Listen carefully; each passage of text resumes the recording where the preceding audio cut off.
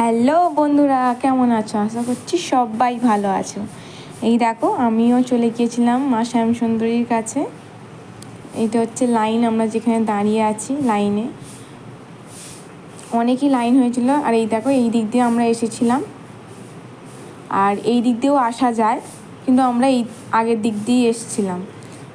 এবারে ওখানে মায়ের জন্য মালা, চকলেট, যেহেতু মা ছোটো বালিকা রূপে পুজো হয়, চাল, কলা, সন্দেশ আমরা সবই নিয়ে গিয়েছিলাম। লাইনে দাঁড়িয়ে আছি, আস্তে আস্তে দেখো লাইনটা এগোচ্ছে। অনেক ভিড় হয়েছিল জানো তো।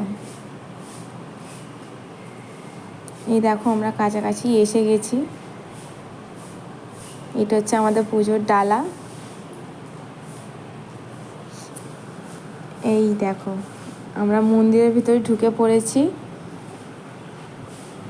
আর এই দেখো মায়ের সেই রূপ, সেই মুখটা দেখলেই যেন প্রাণটা জুড়িয়ে যায়।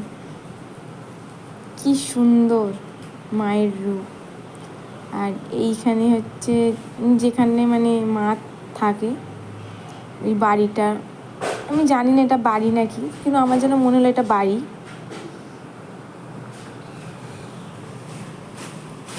মায়ের মুখটা দেখে সত্যি প্রাণটা ভরে গেছে।